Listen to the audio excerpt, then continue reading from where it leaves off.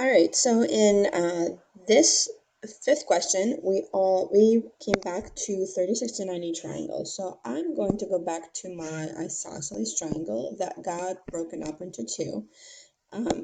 We had the simplest one had side lengths of 2, which means that these were broken up in half, and this was root 3.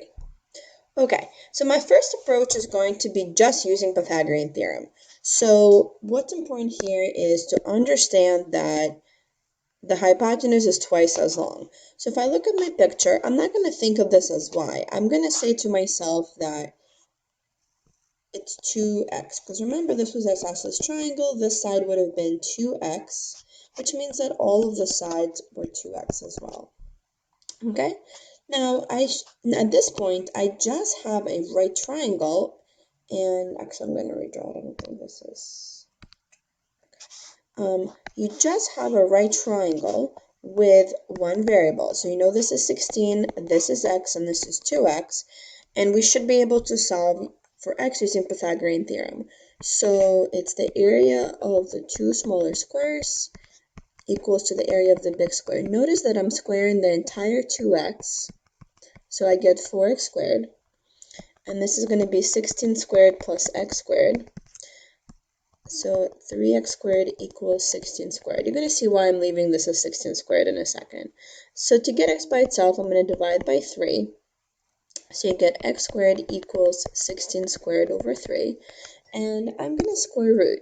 Now, when you square root fractions, you're just square rooting or you can separate and square root the numerator and the denominator.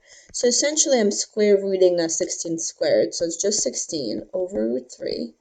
And I need to rationalize the denominator, right? It has to be rational, so 3. And this is going to be 16 root 3.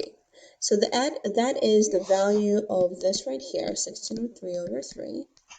And this hypotenuse, which was the y, had to be twice as long. So if I multiply 16 root 3 over 3 by 2, I simply need to multiply 2 and 16 together, so 32.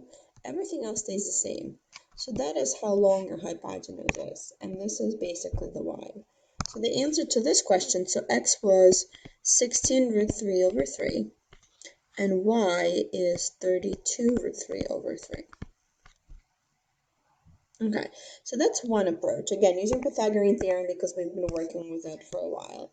Now let's say that maybe you don't feel comfortable with radicals, or you just don't necessarily like this approach, and instead you want to use the relationships between the sides.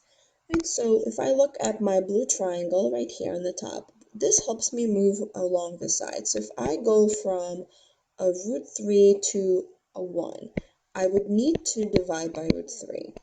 Okay, so if I want to go from 16 to x, I would have to divide by a root 3. So I'm going to say x is 16 divided by root 3. I cannot have an irrational number. Well, I can, but I just choose not to, right? So we want to have rational denominators. So the denominator becomes 3, and the numerator is 16 root 3. And that is your answer for x. So definitely a little bit quicker than the Pythagorean theorem. Okay, and then if I want to move from this side to the hypotenuse, I go from 1 to 2, so I must be multiplying by 2. Right, so when I go here, I'm going to take my x, and I'm going to double it. So I'm going to take my 16 root 3 over 3, and I'm going to multiply it by 2, which we did previously. So 16 becomes 32, and everything else stays the same. And that is the answer for the y value. All right, that's it.